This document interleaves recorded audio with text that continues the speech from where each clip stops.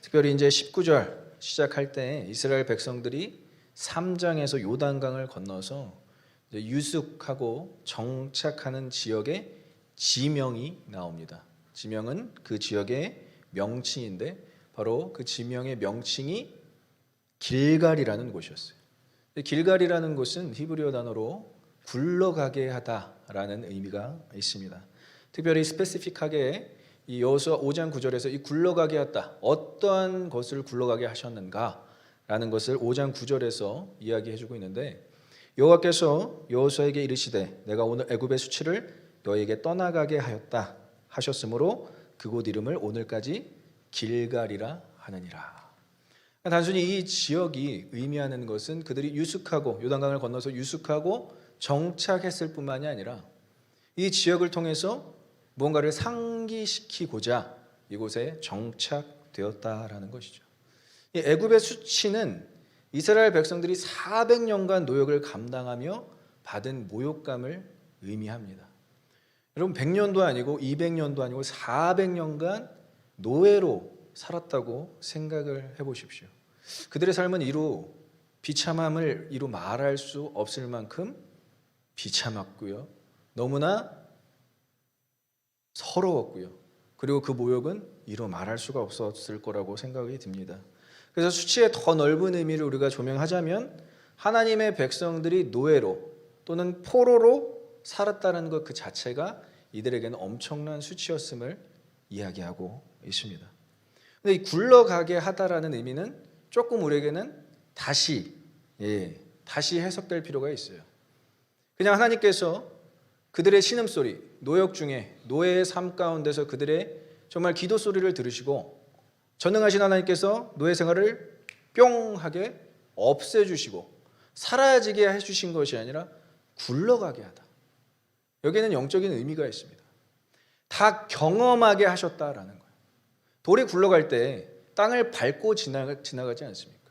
그 굴러간 자리에는 땅이 기경이 되어 있습니다. 평지가 되어 있습니다. 즉 이스라엘 백성들은 통치에 실패한 자들이었기 때문에 400년간 그들의 노역 생활을 경험할 수밖에 없었다라는 것이죠. 여러분 창세기 1장 38절에 보면 하나님께서 세상을 창조하시고 인간을 만드시고 지상명령, 구약의 지상명령을 선포하십니다. 생육하고 번성하라, 땅에 충만하라. 근데 그 다음에 모든 생물과 동물들을 다스리라라고 이야기를 하십니다. 근데 인간은 아브라함과 요셉에 이르러 4대째까지 요셉이 이제 애굽까지 다스리게 되는 권한이 있었지만 그 이후에는 이스라엘 백성 중에 한 명도 다스리는 자가 없었다라는 것이죠. 통치자가 없었다라는 것이죠. 요즘 선거 시즌입니다. 굉장히 예민한 그런 의견들이 분분하고 있는 가운데 우리가 관심을 가져. 저희 멤버들 가운데 참 이 정치에 대해서 관심을 갖는 멤버들인데 참 기특해요. 이 정치도 역시 하나님께서 사용하시는 것을 알고 있는 멤버구나. 기특합니다. 여러분 이 통치하는 일은 너무나 중요합니다. 믿으십니까? 이가 통치하는 일을 상실했을 때는 세상의 노예로 살아갈 수밖에 없었다는 거예요. 이스라엘 백성들이. 생육하고 번성하고 땅에 충만한 그런 확장, 번영 중요하죠. 어떻게 이것을 매니지할 것인가, 다스릴 것인가, 그 부분이 너무 중요하다는 거예요. 그래서 여러분들 우리 한정자 목사님께서 그런 칼럼을 쓰셨어요.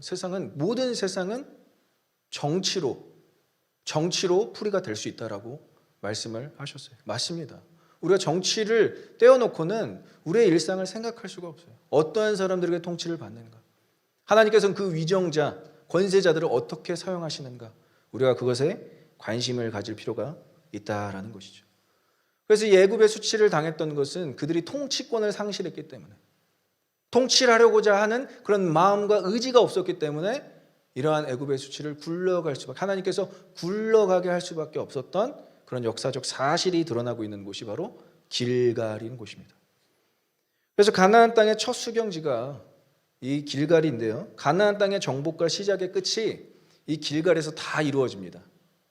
그래서 애굽의 수치를 굴러가게 하신 하나님을 기억하게 하기 위해서 이 길갈이 이들의 정착지가 돼요. 그래서 길갈에서 행해진 일들을 보면 요단강 도하를 첫 번째 해서 길갈에 정착해서 기념하여 12돌을 쌓은 곳이 바로 이 길갈이고요. 그리고 이 장소에서 이제 유월절을 기념하며 할례를 행합니다. 여리고성을 점령하기 전에. 그다음에 사사 시대도 역시 이곳이 집결기, 군사 집결지가 돼요. 어디까지 이것이 이어지느냐? 초기 왕국 시대에 이르기까지 이 길갈이라는 곳이 백성들의 정치적, 군사적, 종교적 중심지가 됩니다. 그러니까 이 길갈이라는 명칭은 이스라엘 백성들, 광야를 통과하고 요단강을 건넌 이 이스라엘 백성들에게는 정말로 중요한 곳이었어요. 근데 중요한 곳인데 왜 중요한가? 그것을 알아야 되죠. 바로 애굽의 수치를 굴러가게 하신 하나님을 기억하는 장소였다라는 것이죠. 신앙생활을 하면서 여러분들 꼭 이러한 장소가 있어야 합니다. 그리고 있을 줄 믿습니다. 우리가 처음 하나님을 만났던 곳, 그 장소, 하나님의 임재를 경험했던 곳, 물론 이 예배당도 될 수 있겠지만 또 더러 많은 분들이 에노하임, 그 예배의 장소에서 하나님을 만나고 하나님의 임재를 경험했다라고 제가 들었습니다. 그런 장소를 생각해야 되는 것이 우리의 신앙생활에 한 번씩 필요하다라는 것이죠. 저는 우리 아내를 만난, 사모를 만난 첫 장소를 기억합니다. 다들 동의를 안 하시는데요. 만약에 이것이 우리 유부남들에게 굉장히 언짢게 들렸다면 죄송합니다. 무리를 일으켜서. 근데 저는 이 장소를 기억하는 것이 내가 사랑한 사람을 만난 첫 장소이기 때문이기도 하지만 어떤 사건이 있었어요. 학교 앞 도서관 앞에서 벤치에서 제가 아내를 처음 만났는데 아내가 입었던 옷까지 기억합니다. 대단하지 않습니까? 이 정도면 박수가 막 환호성이 막 터져나와야 되는데 괜찮습니다. 노란 잠바에 스포츠 리머머라는 그 메이커 노란 잠바에 청바지, 밝은색 청바지를 입고 있었어요. 그래서 제가 첫눈에 딱 보고 반한 게 아니라 왜 기억하느냐, 인사를 안 하고 지나가는 거예요. 제가 1년 선배였거든요. 근데 제가 나름대로 학교에서 꽤 유명했는데 저를 그냥 지나치는 거예요. 너무 화가 나서 그 장소도 기억하고 그 옷도 기억나는 거예요. 그래서 제가 이제 결혼을 하고 물어봤어요. 왜 인사를 안 했냐? 선배인데 1년 선배. 그때는 1년 선배 굉장히 엄격했거든요. 규율이. 왜 인사를 안 했냐? 그러니까 인사를 하기는 조금 창피했대요. 저의 모습이. 그때 빠마를 하고 있었거든요. 머리에 빠마를 하고 춤을 춘다고 바지를 좀 걷고 다녔습니다. 그게 너무 창피해서 그냥 지나갔다라고 이야기를 하더라고요. 어쨌든 추억은 추억이니까. 근데 제가 그 장소를 기억할 때마다 참 마음이 언짢기도 했지만 좋았던 이유는 바로 그때 만난 그 사람과 지금까지 살고 있기 때문에 그 장소가 기억난다는 것이죠. 하나님을 처음 만난 장소, 여러분들이 기억날 수밖에 없는 것은 그때 바로 그 장소가 특별해서가 아니라 그 장소에서 여러분들이 하나님을 경험했기 때문인 줄 믿습니다. 그래서 여러분들이 집에서나 골방에서 혹은 다락방에서 좋습니다. 아니면 어떠한 집에 방문했을 때 하나님의 임재를 경험했다든가, 아니면 정말 길거리에서 기도하다가 하나님을 만나는 분들도 계셔요. 그 장소를 여러분들 꼭 기억하세요. 왜냐? 여러분들의 신앙생활이 행여 좀 답답하고 좀 어려워질 때 그것을 기억한다면 다시 여러분들은 하나님과의 사랑, 그 예수 그리스도의 첫사랑이 회복되게 될 줄 믿습니다. 오늘 길갈이라는 장소가 바로 그러한 장소였다라는 거예요. 이스라엘 백성들이 하나님께서 우리의 애굽의 수치를 굴러가게 하신 장소, 그 장소가 바로 길갈이라고 이야기를 하고 있어요. 그래서 본문 20절에서 여호수아가 요단에서 가져온 그 12돌을 길갈에 세우고 라고 시작을 하고 있습니다. 원래는 19절에서 시작하는데 주어로 여호수아를 강조하고 시작하는 장면이 바로 20절이에요. 계속해서 하나님을 주어로 사용하다가 홍해도 건너게 하시고 요단강도 건너게 하신 하나님을 강조하다가 여호수아를 강조하는 이유는 여호수아가 바로 이 일의 주체가 되기 때문입니다. 하나님께서 다 하셨어요. 하나님께서 광야도 인도하셨고 성막 가운데 언약궤에서 임재하셨고 모든 것이 다 하나님의 주체가 되었어요. 하지만 이 12돌, 요단강에서 가져온 이 12돌을 길갈에 쌓은 것은 여호수아가 주체가 되었다라는 거예요. 그러니까 물론 하나님께서 우리에게 전적으로 역사하셔서 우리에게 구원을 베푸시는 분이신 줄 믿습니다. 그렇지만 인간의 반응, 이렇게 하나님을 기억하고자 하는 노력을 사람이 해야 된다라는 것이죠. 그래서 여호수아는 철저하게 가장 탁월하게 한 일이 바로 이 일이에요. 첫 번째 지도자로서. 물론 백성들에게 요단강을 어떻게 건너야 할지 명령하는 것도 탁월한 일이지만 하나님을 기억하게 하는 것을 시도한 사람, 그 사람이 바로 여호수아였다라는 것이죠. 여호수아가 이렇게 할 수 있었던 이유가 있습니다. 여호수아는 전 세대, 그 광야 1세대가 가나안 땅에 입성하지 못하고 요단강도 건너지 못한 채 광야 생활 가운데서 죽는 것을 다 지켜봤어요. 그 여호수아를 우리는 상처 입은 지도자라고 할 수 있어요. 그 전 세대가 광야 생활 가운데서 원망과 불평과 왜 애굽에서 우리를 끌고 나오셨습니까? 라는 그런 모든 그런 말들을 여호수아는 다 들었다라는 거예요. 어린 시절에. 그리고 그들이 어떻게 심판을 받는지도 다 봤어요. 그래서 이렇게 상처를 입은 지도자가 같은 실수를 2번 반복하지 않는 것이 우리에게 보여지고 있는 것입니다. 어떻게 하나님을 기억하게 하며 어떻게 하나님을 경배하고 영광을 돌리는지 여호수아는 철저하게 그것에 집중하고 있다라는 것이죠. 이제 여호수아 24장에 보면 여호수아가 단호하게 이야기합니다. 섬길 자를, 오늘 섬길 자를 선택하라. 이것이 여호수아의 유언이었어요. 이처럼 여호수아는 그 전 시대의 과오를 다 알고 받고 상처로 생각하지만 그것을 극복한 사람이었다라는 것이죠. 가나안 정복을 앞두고 가장 중요한 것은 여기까지 인도하신 하나님을 기억하는 것입니다. 여러분들의 삶 가운데서 무언가 정복해야 될 산이 있고 문제가 있다면 하나님을 먼저 기억하는 것이 가장 중요한 일인 줄 믿습니다. 하나님을 기억하고 예배하고 경배하는 것이 어떠한 문제를 해결하는 것보다 더 중요하다라는 거예요. 이것을 아는 지도자가 여호수아였습니다. 그가 상처가 있었기 때문이죠. 그래서 길갈의 이 12돌은 이 4가지 정도의 영적 의미가 있습니다. 오늘 본문에 보니까. 그래서 이 4가지 영적 의미에 대해서 여러분들과 함께 나누고자 합니다. 우리 한번 읽어보겠습니다. 첫째, 길갈에 세운 12돌의 의미. 크게 한번 읽어볼까요? 다음 세대를 위한 표식. 예, 표석이라고 써있는데 표식이 맞습니다. 자, 22절을 한번 같이 읽어보겠습니다. 너희는 너희의 자손들에게 알게 하여 이르기를 이스라엘이 마른 땅을 밟고 이 요단을 건넜음이라. 자, 자손들에게 알려줘야 할 표식이라는 거예요. 이 12돌이 의미하는 것.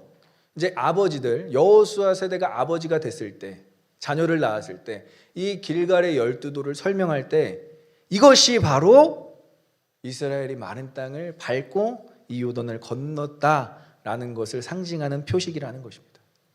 이스라엘 백성들이 믿음으로 요단강을 건넜습니다. 그리고 이 건넌 땅이 어떻게 쓰여져 있냐면 마른 땅이라고 써져 있어요. 우리가 흔히 홍해가 갈라졌다, 요단강이 갈라졌다라고 이야기하잖아요. 근데 성경에서는 원어로 정확하게 야베시, 말랐다, 수분이 증발되어 dry out, 건조하게 된 상태를 의미하고 있어요. 그러니까 요단강은요, 여러분, 그냥 뭐 이렇게 쫙 갈라져서 이렇게 된 게 아니라 초자연적으로 말라 들어갔다라는 거예요. 그것을 눈으로 육안으로 확인할 수 있도록 물이 말라 들어가는 그 상태를 의미하는 것이 바로 히브리어 단어 야베시, dry out이라는 것입니다. 그래서 3장 17절에는 이 마른 땅이 2번이나 나와요. 그러니까 더 이상 여러분 이제 요단강이 갈라졌다라는 표현 쓰지 마십시오. 요단강은 마른 것입니다. 한번 같이 읽어보겠습니다. 여호와의 언약궤를 맨 제사장들이 요단 가운데 마른 땅에 굳게 섰고 그 모든 백성이 요단 건너를 마칠 때까지 모든 이스라엘은 그 마른 땅으로 건너간. 믿으십니까? 하나님께서 이 요단강을 말라버리게 하셨대요. 말라버리게. 요단강이 갈라진 그 이상을 표현하는 것이 바로 마른 것, 말랐다라는 표현입니다. 수분이 완전히 마른 상태. 왜 이 말랐다라는 것을 강조할까요? 후손들에게는, 자녀들에게는 이것이 일어난 있는 그대로의 사실로 전달되어져야 되기 때문에 그냥 뭐 우리가 요단강을 밟았더니 그냥 대충 갈라져서 우리가 건넜어, 이 정도의 차원으로 전달하는 게 아니라 수분이 그 말라가는 그 말라버리는 상태를 정확하게 표현하면서 이것이 얼마나 놀라운 하나님의 초자연적인 섭리였는지를 설명하고 있는 거예요. 그래서 요단강에서 갈라진 곳, 요단강 갈라진 그곳에 주워온 돌이 바로 이 길갈의 12돌이라는 거예요. 그 말라버린 땅에 그 수분기가 하나도 없는 돌들을 일부러 여호수아가 야 12지파야 12지파 리더들아 하나씩 다 돌 챙겨. 우리가 이걸 기념해야 돼. 이걸 기억해야 돼. 이러려고 길갈의 12돌을 세우는 것입니다.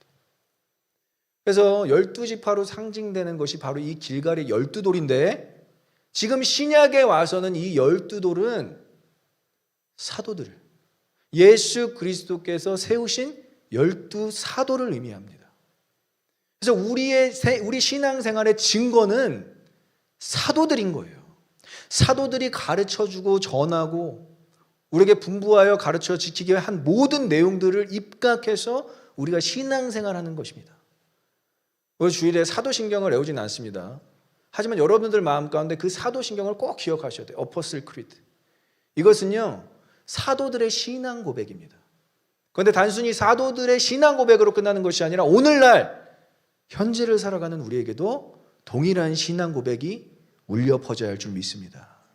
더 크게 우리의 신앙 고백이 되어야 할 줄 믿습니다. 그것이 우리의 신앙이에요, 여러분. 다른 게 없어요. 뭐 이단이니 뭐니, 여러분 사도들이 어떤 가르침을 전해줬는지만 우리가 입각해서 신앙생활을 한다면 그런 다른 복음에는 빠질 수가 없다니까요. 사도들이 목숨 걸고 지켜온 그 길갈의 12돌 같은 그 증거가 바로 사도들 그 자체였다라는 것이죠. 그래서 요한일서 1장 1절에는 사도인 요한이 자신을 이렇게 표현하고 있어요. 같이 읽어보겠습니다. 태초부터 있는 생명의 말씀에 관하여는 우리가 들은 바요, 눈으로 본 바요, 자세히 보고 우리의 손으로 만진 바. 믿으십니까? 우리는 예수님을 손으로 만지지 못했어요. 말씀이 육신이 되어 이 땅에 오신 예수님을 우리를 만지지는 않았다니까요. 만졌다라고 하시는 사람은 솔직히 조금 점검을 받으셔야 됩니다. 신앙으로. 예수님을 만진 사람들은 사도들이에요. 그리고 그 만진 그 증거를 가지고 목숨 걸고 신앙을 지켰어요. 그 목숨 걸고 신앙을 지킨 그 신앙이 대대손손 이어져서 오늘날 우리에게까지 온 것입니다. 그러니까 이 길갈의 12돌은요, 여러분들에게 상징하는 것은 12사도들. 그리고 그 12사도들이 목숨 걸고 피값으로 세운 그 교회를 지켜서 현재까지 왔는데 그 교회에서 가르쳐주고 선포되는 모든 복음의 내용이 바로 여러분들의 신앙에 가장 도움이 되는 교리, doctrine이라고 할 수 있어요. 그러니까 이것만 벗어나지 않으면 여러분 우리가 뭐 이단에 빠질 것도 다른 복음에 귀 기울일 것도 없다라는 것이죠. 그래서 이것은 이 퓨어한 이 정말 순수한 기독교의 복음은 잘 전달되어질 필요가 있습니다. 가감 없이 빼지도 않고 더하지도 않는 상태에서 가감 없이 전해줘야 된다는 것이죠. 자, 둘째, 길갈에 세운 12돌의 의미. 두 번째는 따라해 볼까요? 구원, 전적인 하나님의 은혜와 믿음 그리고 의지적 순종의 표식. 조금 긴데요. 구원과 믿음의 표식이라고 할 수 있습니다. 우리 한번 23절을 같이 읽어보도록 하겠습니다.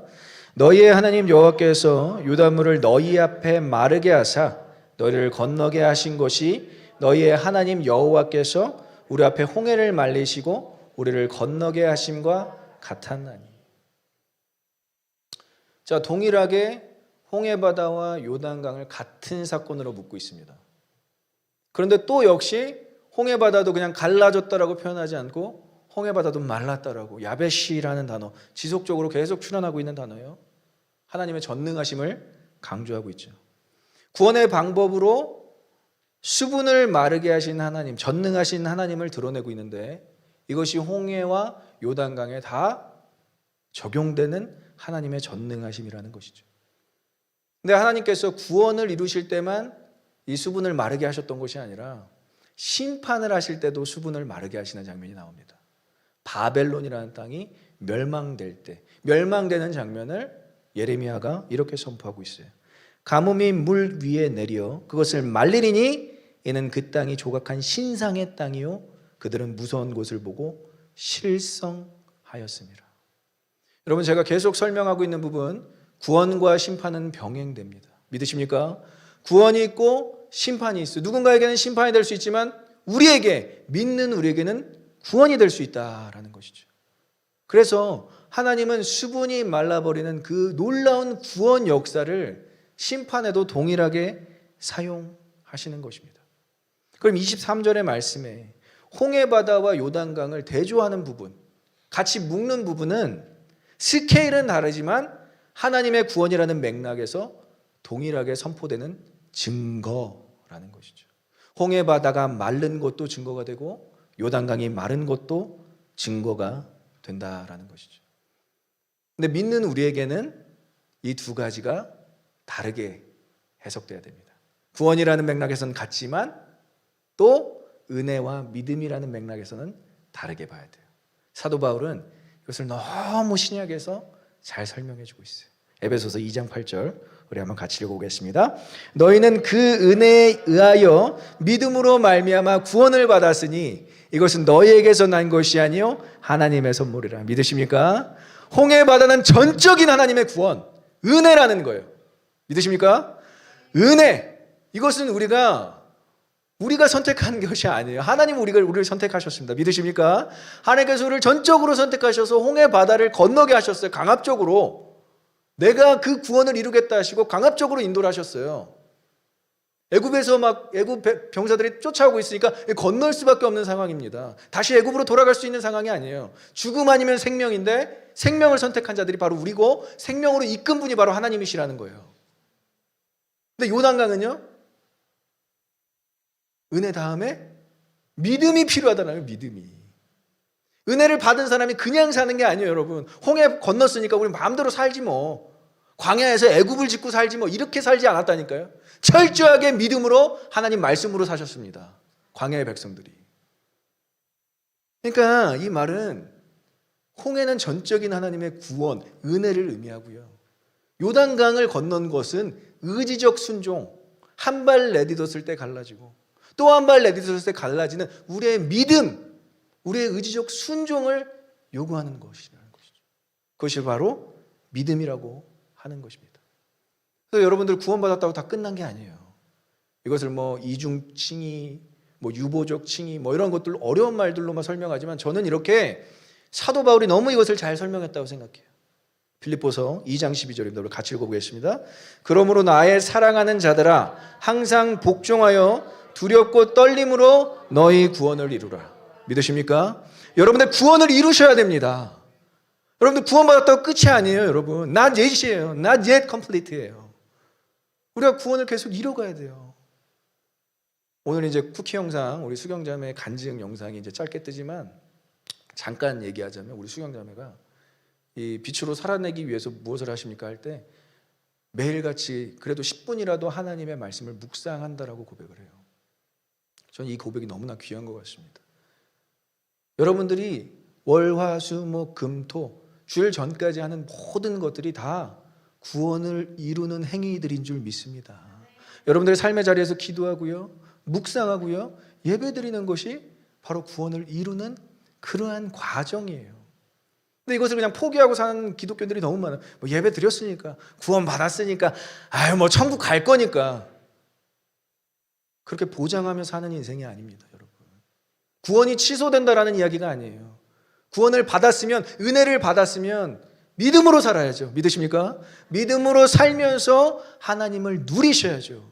그것이 여러분들의 특권, 축복인 것입니다. 그래서 홍해를 건넜으니 요단강은 쉽다? 여러분 절대 그렇게 생각하시면 안 됩니다. 아무리 전적인 하나님의 구원 역사가 있어도 우리의 삶은 매일 요단강을 걷는 연습을 해야 돼요. 한 발짝 한 발짝을 내딛어야 되고요. 우리의 믿음으로 그 강이 갈라지는 것을 눈앞에 확인해야만 우리는 사도 바울이 얘기했던 것처럼 구원을 이룰 수 있습니다. 오늘날 여러분들의 삶 가운데서 의지적 순종, 저는 이것을 여러분들의 믿음이 실체가 되는 장소라고 생각해요. Actualize. 어떻게 여러분들이 믿음을 실체화하며 살 것인가? 그곳은 바로 여러분들의 삶의 자리인 거예요. 믿으십니까? 여러분들의 삶의 자리에서 이 의지적 순종이 격발될 때, 드러날 때마다 하나님께서 여러분들과 함께 하신다는 것을 누가 느끼죠? 여러분들이 느끼는 거예요. 아, 나를 구원하신 하나님, 그때도 함께 하셨지만 나를 날마다 요단강을 건너게 하신 하나님, 지금도 나와 함께 하시는구나. 그것이 저와 여러분들의 고백이 될 줄 믿습니다. 자, 그래서 세 번째, 우리가 길갈에 세운 12돌의 의미 세 번째를 한번 같이 읽어보겠습니다. 하나님을 온 백성에게 전하기 위한 표식. 우리 24절 A를 같이 읽어보겠습니다. 이는 땅의 모든 백성에게 여호와의 손이 강하신 것을 알게 하며. 여호수아가 참 굉장히 잘 쓰여진 책이라는 것이 느껴지는 게, 이제부터는 여러분 대조법이 나오고요, 월드 플레이가 나와요. 월드 플레이요. 너무 정교하게 쓰여 있어서 성경을 연구할 때마다 놀랐는데, 19절에 이 백성이라는 단어가 출현합니다. 근데 이 19절을 의도적으로 24절과 비교하고 있어요. 대조하고 있어요. 암메콜이라는 단어가 이 19절 암이라는 단어와 대조 비교를 이루고 있어요. 암이라는 단어는 백성을 의미하고요, 암메콜이라는 단어는 모든 백성을 의미합니다. 왜 이게 재밌는 비교 대조냐면요, 대조 비교냐면요, 하나님께서는 한 백성만 구원하셨는데 이 사실을 누가 안다고요? 모든 백성이 알게 된다는 거예요. 그러니까 하나님께서는 여러분들 한 사람만 구원하셨는데 여러분들로 인해서 모든 주변에 있는 사람이 이 소식을 알고 이 복음을 들을 수 있다는 것을 의미해주고 있습니다. 이스라엘 백성이 구원되었지만 그 땅의 모든 백성들이 하나님의 전능하심을 알게 될 것을 강조하는 단어가 바로 암과 암메콜, 백성과 모든 백성들을 의도적으로 대조시키고 있어요. 근데 이것은 굉장히 스페시픽합니다. 모든 백성이라고 해서 전 세계의 백성을 의미하지는 않아요. 이 단어가.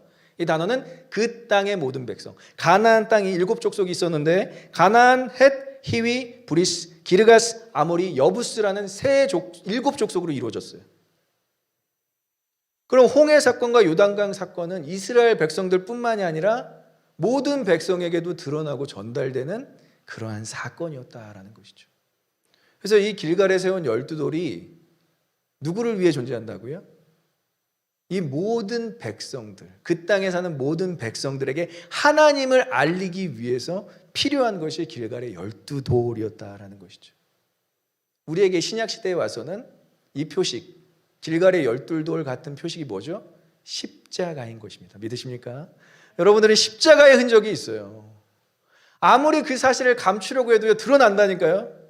아, 나는 크리스천이고 좀 부끄러워서 좀 안 드러내고 살래. 드러나요, 여러분. 미안하지만 구원을 받았으면 드러날 수밖에 없어요. 만약에 그것이 드러나지 않는다면 여러분, 한번 여러분들의 신앙을 진짜 심각하게 고민해야 돼. 내가 진짜 구원을 받았나? 십자가 구원 이전으로 돌아갈 수가 없어요, 여러분. 미안하지만 여러분들은 십자가로 표식이 난 사람들입니다. 구원의 흔적이 있는 분들이에요. 그래서 갈라디아서 6장 17절에 사도 바울은 이렇게 얘기합니다. 우리 같이 읽어보겠습니다. 이후로는 누구든지 나를 괴롭게 하지 말라. 내가 내 몸에 예수의 흔적을 지니고 있느라. 믿으십니까? 이것이 저와 여러분들의 고백이 되길 간절히 소망하고 축복합니다. 갈라디아 교회가 싸웠어요. 할례 때문에 싸웠어요. 유대파 기독교인들이 할례를 받아야만 구원을 받는다. 헬라파 기독교인들이 아니다, 할례를 안 받아도 괜찮다. 남자의 생식기를 잘라내는 게 할례잖아요. 그러니까 이 두 집단이 막 싸우고 있는데 사도 바울이 잘 설명합니다. 그래, 할례도 의미가 있고 할례 안 하는 것도 의미가 있고 막 설명하다가 짜증이 났나 봐요. 이후로는 누구든지 나를 괴롭게 하지 말라. 그리고 도장 꽝 찍습니다. 할례를 받든 안 받든 나는 십자가의 표식이 있어. 나는. 그러니까 너희들도 할례 뭐 안 받았네, 할례 말래. 죄송합니다. 이거 농담인데. 예. 할래 안 할래 뭐 이런 건 나를 괴롭게 하지 말고 딱 한 가지로 정의하자. 갈라디아 교회야. 내 몸에는 십자가의 흔적이 있어. 이것이 저와 여러분들의 고백이 되어야 할 줄 믿습니다. 그러니까 십자가가 우리에게는 모든 백성들에게 우리를 드러내는 거예요. 여러분 아까 우리 광고 보면서 너무 이쁘지 않습니까 다들? 저는 제가 어렸을 때부터 청년 사역을 했어도 나이들이 꽤 들었다는 걸 알고 있어요. 제가 이 세 분도 나이가 들어가잖아요, 사실. 저 물론 20대 때 봤지만 저 병근 형제를 제가 한 진짜 20살 때 봤는데도 마스크를 쓰고 있어도 여러분 빛나지 않습니까? 아무리 숨기려 해도 그 빛은 가릴 수가 없다라는 거예요. 여러분들이 그렇습니다. 여러분들이 아무리 여러분들이 나 기독교인인 거 안 드러내고 안 돼요. 여러분 미안하지만 죄송하지만 그렇게 살려고 노력을 해도 안 돼요. 여러분 하나님이 그렇게 여러분들을 살게 하지 않으십니다. 드러날 수밖에 없어요. 여러분 작은 일을 하더라도요, 제 기독교인인가 봐, 제 크리스천인가 봐. 누군가에게는 이 사실을 알려야 되는데 어떻게 알려진다고요? 길갈의 12돌로, 요단강에서 건져온 그 정말 보잘것없는 그 12돌로도 모든 백성이 하나님 되심을, 전능하신 하나님 되심을 알 수 있다라는 거예요. 그러니까 빛으로 살고 싶지 않아도요, 여러분들은 길갈의 돌들처럼 살 수밖에 없고요. 빛으로 살고 싶지 않아도 여러분들은 이미 산 위에 있는 동네처럼, 다 산 위에 있는 동네의 빛처럼, 바다의 등대처럼 빛날 수밖에 없다는 것이죠. 다시 한번 우리 옆 사람에게 한번 고백하겠습니다. 당신은 빛입니다. 한 가지 더 우리 강조해서, 당신은 빛날 수밖에 없어요.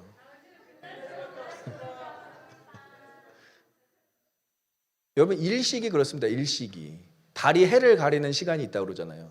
근데 그 일식이 달이 해를 아무리 가리려고 해도 드러나요. 빛은 어떻게든 드러납니다. 가끔 우리 교회에 참 은혜로운 고백들을 하시는 분들이 있어요. 목사님, 저는 그냥 숨어서 교회를 열심히 섬기겠습니다. 제가 그렇게 얘기해요. 당신의 섬김은 어떻게든 드러날 수밖에 없어요. 오히려 그렇게 어두운 곳에서, 안 보이는 곳에서 섬기려고 해도요, 하나님 다 아시고요, 성도들 다 알고 있습니다. 숨길 수가 없어요. 세상에서도 여러분들의 빛은 숨길 수 없다는 것이죠. 그래서 모든 백성에게 알게 하다라는 이 단어, 야다랑 똑같은 단어예요. 부정사 영계형 따트라는 단어로 쓰여있지만, 알게 하다, 단순한 정보, 지식만으로 알게 하는 수준이 아니라 체득적, 관계적으로 알게 하다. 모든 백성이 하나님을 체득적, 관계적으로 알게 된대요. 뭐 때문에? 길갈의 12돌 때문에. 엄청난 사건 아닙니까? 그 요단강에서 건져온 주워온 돌들이 뭐 얼마나 대단하다고. 근데 그것 때문에 모든 백성이 하나님을 알게 된다는 것이죠. 이것이 오늘날 신약시대는 어떻게 적용되죠? 마태복음 28장 20절. 모든 족속에게 세례를 주고, 아버지와 아들과 성령의 이름으로 세례를 주고, 내가 너에게 지키게, 내가 너에게 분부한 모든 것을 가르쳐 지키게 하라. 믿으십니까?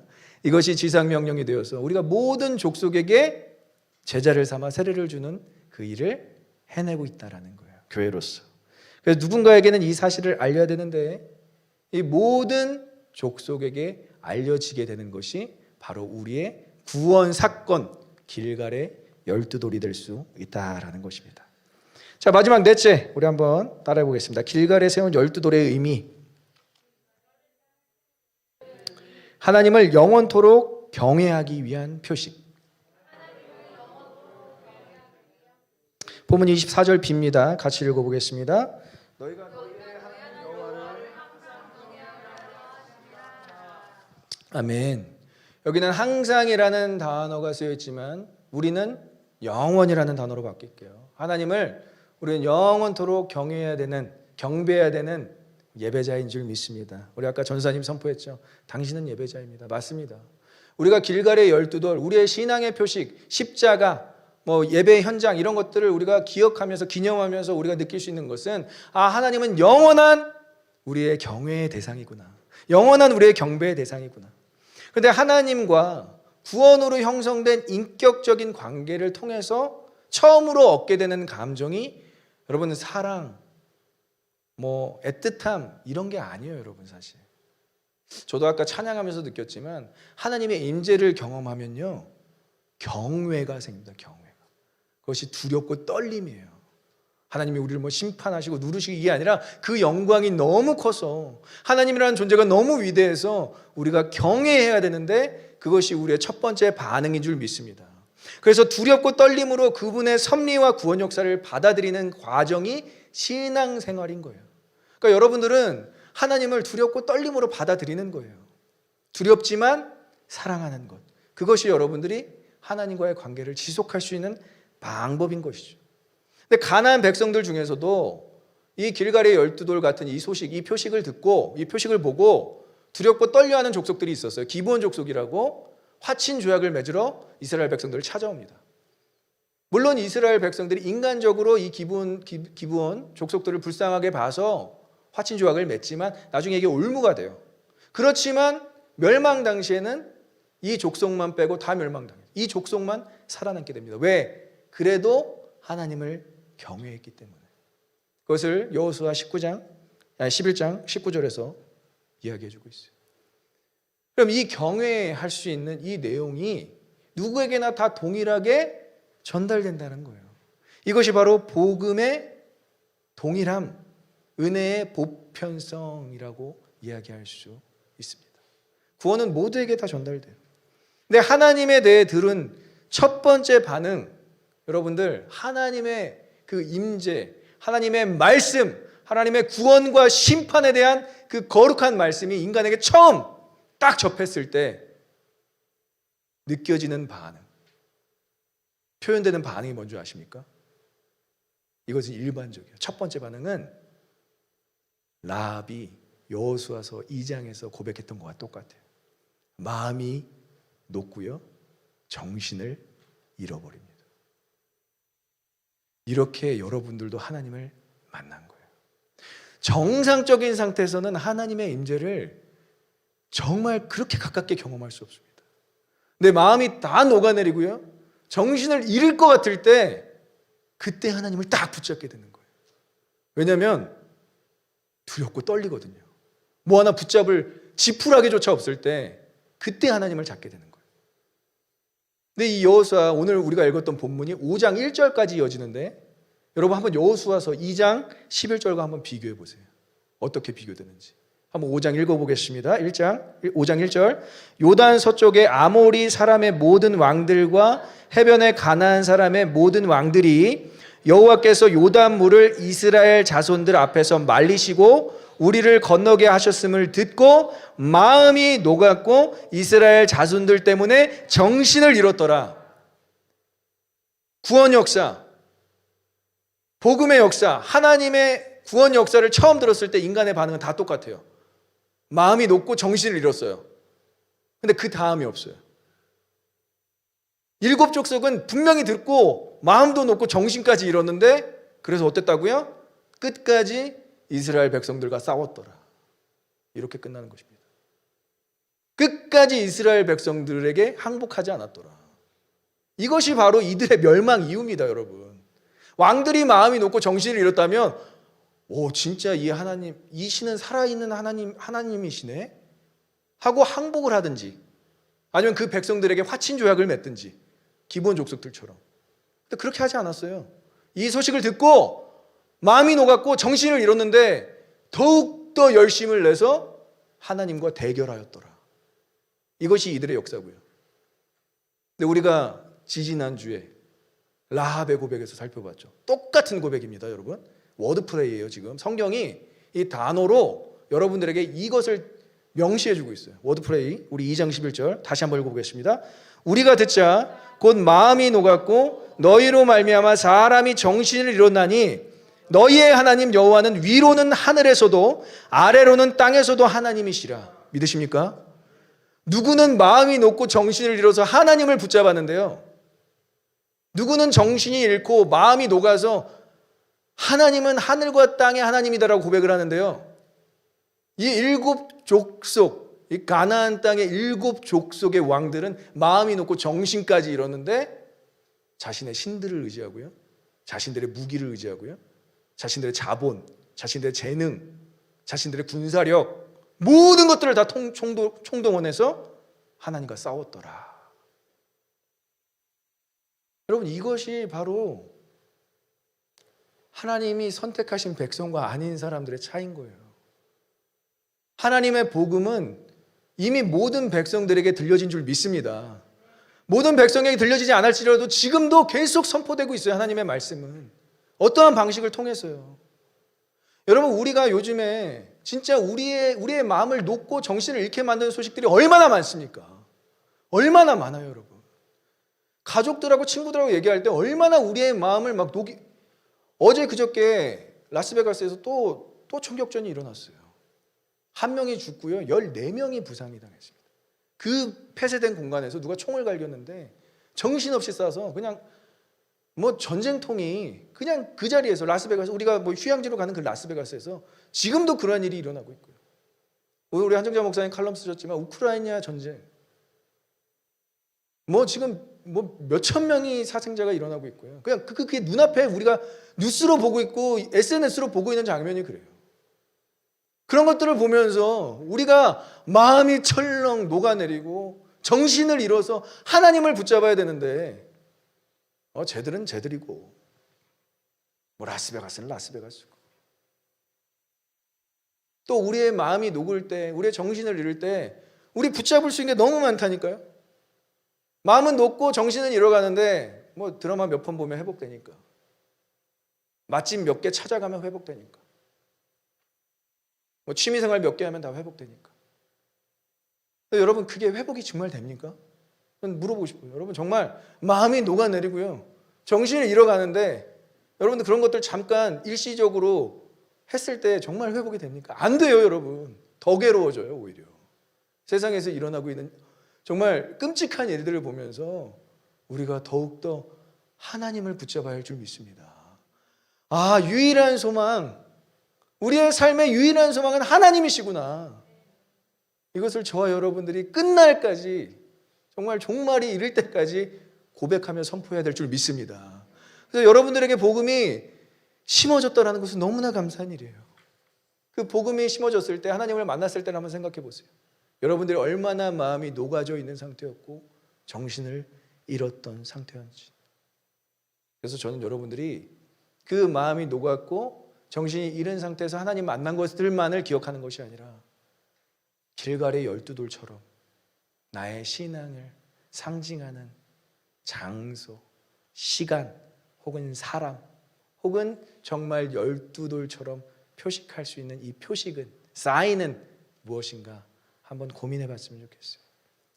그것을 볼 때마다 여러분들의 삶을 하나님께 내어드렸으면 좋겠고요, 그것을 느끼고 볼 때마다 여러분들 하나님을 더욱더 경배하시기를 간절히 소망하고 축복합니다.